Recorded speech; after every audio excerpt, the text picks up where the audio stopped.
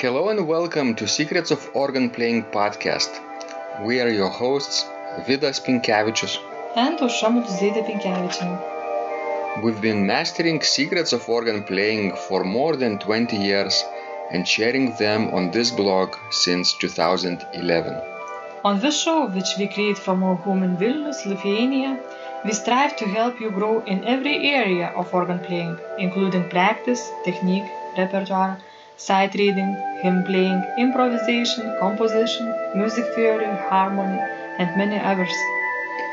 Our hope is to help you become a complete musician, or what we call as total organist, a program which we have created to help you reach your dreams faster than you would do on your own. If you are new here, we invite you to subscribe to receive free updates of this blog at organduo.lt. By subscribing, you will also receive free video how to master any organ composition and 10-day organ playing mini course. And now let's go to the podcast for today. Hi guys, this is Vidas. And Aušra. Let's start episode 424 of Secrets of Organ Playing podcast. This question was sent by Irineo, and he writes, "Hello back there, maestro. Now that was an interesting discussion you had, but I wonder which other clefs are there besides 2G, 2C, and 1F? Those the ones I'm familiar with. And while transposing, you mean when you're writing a score or improvising? Thank you. Very truly yours, Irineo." Interesting that Irineo knows 2G clefs, right, Aušra? Yes, because that's our one old French G clef is not common nowadays. Mm-hmm. We could actually survey all 10 clefs, right? Sure. Remind people to take a look at them and pick and choose. Sometimes they're useful, right, Aušra? Did you use some clefs today? Yes, I used with one of the C clefs. On today. What occasion? Well, we were playing Bach's aria from one of the cantatas. Mm-hmm. Mein Gläubiges Herze, right? That's right. And I had to play soprano part, so it was written soprano clef. So. And my part had bass clef in the left hand and in the right hand bass clef, but somehow it changed constantly between bass clef and tenor clef, I believe. So starting with the G clefs, we have two, as Irineo says. G. The first one is well-known violin clef, where G is on the second line, treble That's G. Right. And we are always counting the lines from the bottom. Yes. As Aušra said, if you have G on the first line, that's called an Old French clef from the 17th century, for example. That's right, and it means that the G note is on the bottom line. Mm-hmm. And it was popular for string music, right? Violins played from such a clef. So it's actually higher than normal violin clef, because the lower the clef, the higher the sound. Yes, that's a paradox, but that's how it works. And clefs are used to avoid ledger lines. That's right. Mm-hmm. So especially in old time, when paper was very expensive, people wanted to save space, and instead of writing extra lines, we would just change a clef. Then we have the familiar F clef, where on the fourth line we have tenor F? That's right. Mm-hmm. Which is called bass clef. Yes. Probably it's the most common after treble clef. Mm-hmm. So it's used quite a lot in music. for all the keyboards and for some of the strings and for some of the wind instruments. But actually there are 3 F clefs from the history of music. So tell us more about our 2 F clefs. If you put F on the 5th line, you have the baritone clef. So it's the same like bass clef, the figure of the clef, but put 2 lines higher on the top line, on the 5th line. Right? So which means that on the 5th line you have tenor F. What else? If you have the F clef on the 3rd line, you have on the middle line. Then you have basso profondo clef, which is lower than the normal bass clef, 1/3 lower. Right? But strangely, if you look at the similarity between F clef and G clef, imagine you have F on the middle line.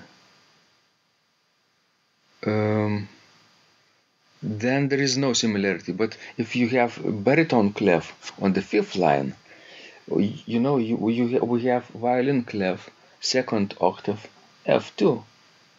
So people can use in their mind the transposition to the violin clef, but very high, 2 octaves higher, and that would be much easier than reading from the baritone clef. Well, for me, I would say it's fairly enough to have treble clef, 1 treble clef, 1 F clef and 5 C clefs. It gives me plenty of opportunities, to transpose and to sight read music. What about C clefs? I talked about G clefs and F clefs. I give the C clefs to you. Well, I use them every day. Okay, so tell us more. Well, there are 5 C clefs and each of them marks the note C.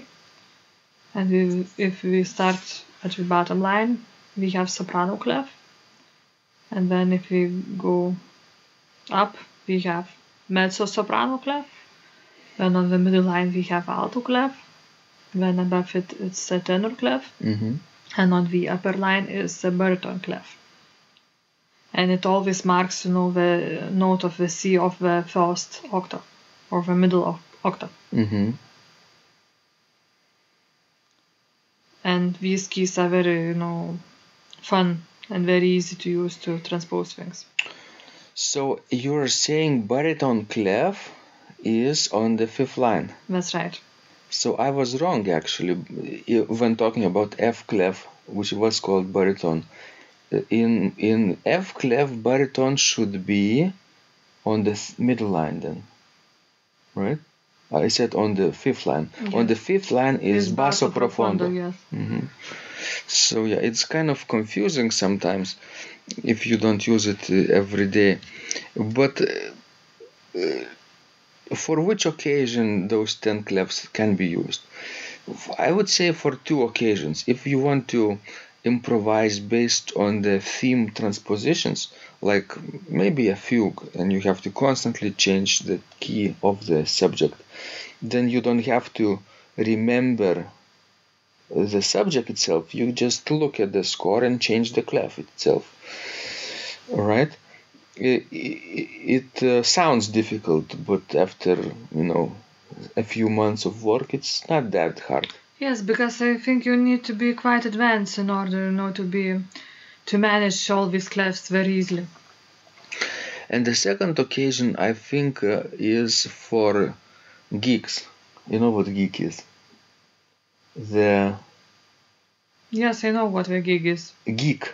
Geek? Geek. G-E-E-K. No, I don't know that. Computer geek, for example. I know G-I-G.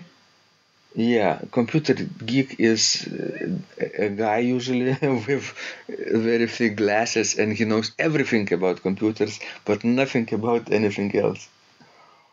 Like a connoisseur, about so about certain subjects. So if you are very deep into early music, for example, and you always prefer to practice and sight read from facsimiles, right, from old manuscripts and old prints, modernly in modern times reproduced, right, then you need those clefs because people were writing.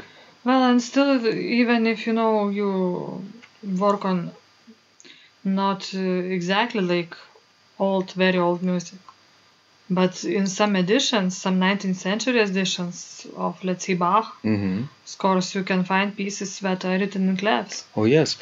For example, Peter's edition, I have played myself, the third part of Klavierübung at the Academy of Music when I was studying, and one of the chorales was, written in C clefs.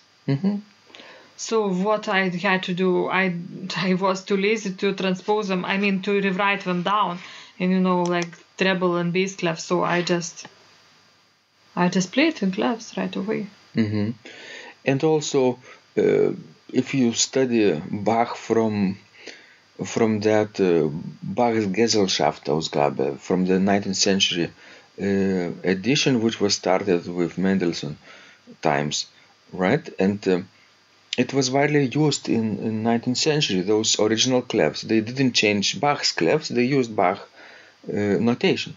And since Bach used C clefs, Bach Gesellschaftsausgabe also used the same kind of clefs. Plus, if you study vocal music, let's say take Mozart's Requiem, for example, a famous piece. It's all written in the...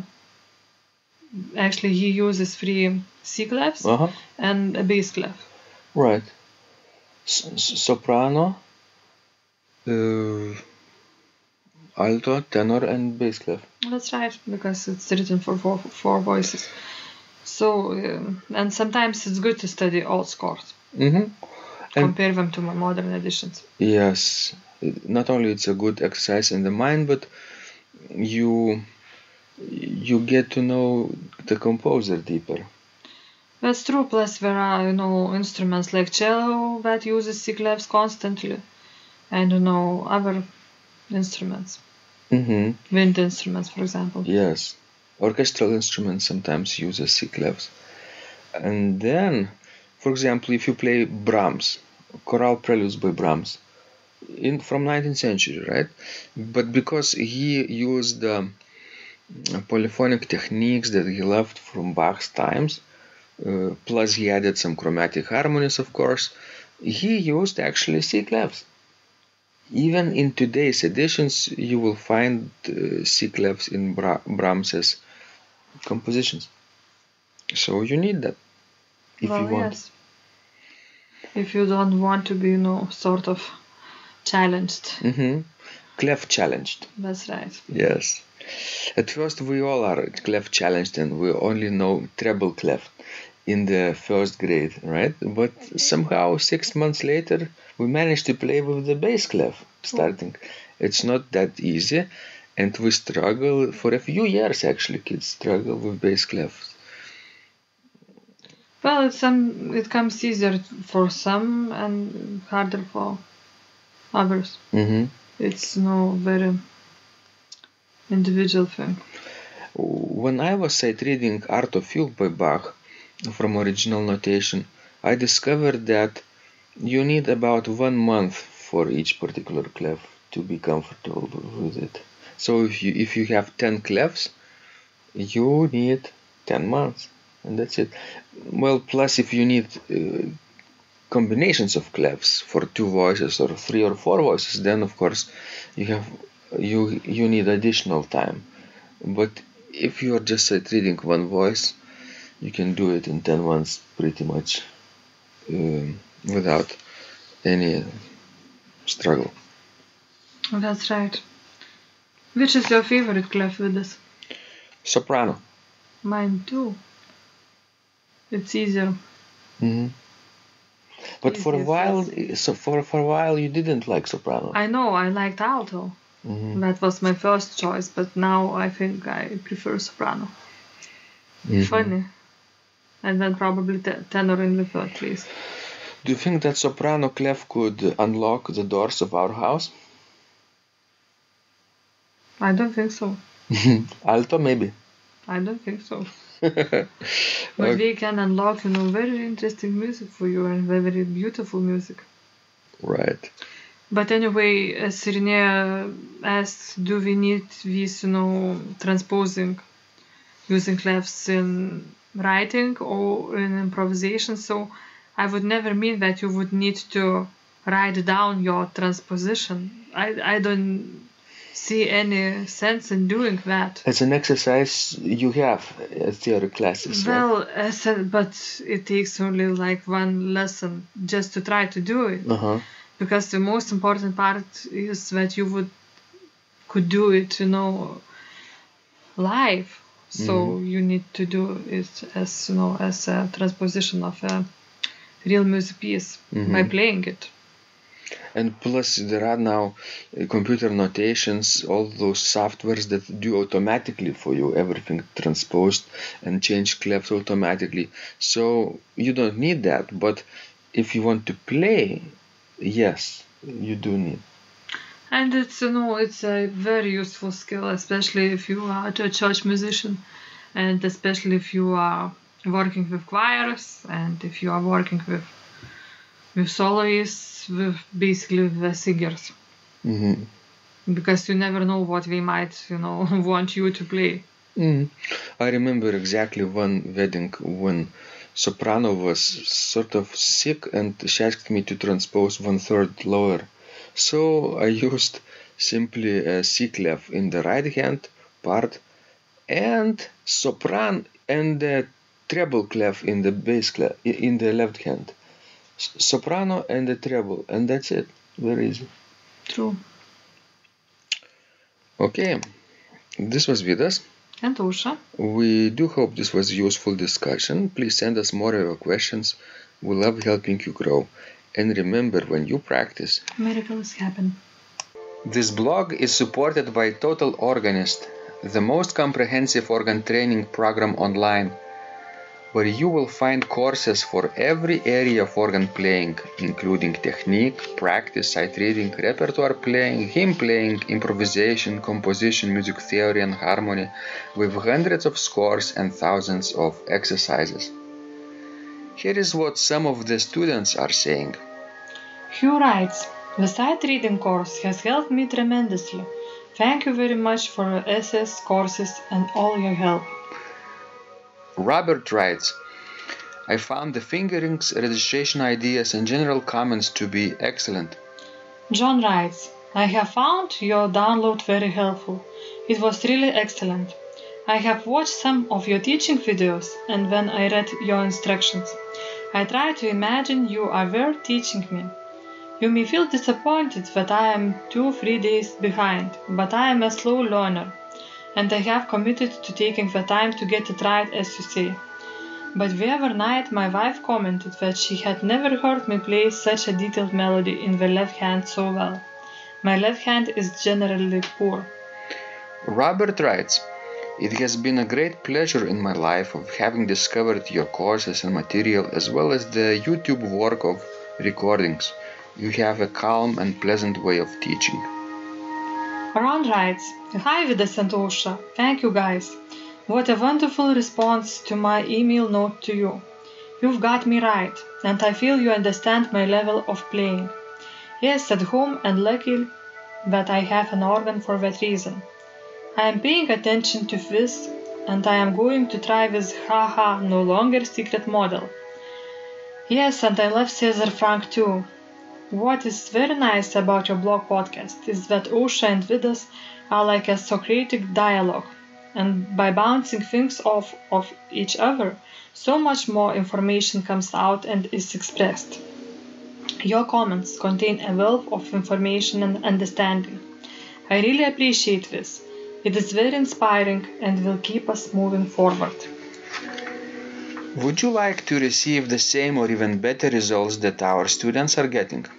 If so, join them at organduo.lt/total-organist. And of course, you will get the first month free too. You can cancel anytime. Also, if you haven't yet subscribed to receive free updates of this blog, make sure you do that at organduo.lt. By subscribing, you will also receive free video, how to master any organ composition and 10-day organ playing mini course. This was Vidas And Ausra from Secrets of Organ Playing. And remember, when you practice, miracles happen.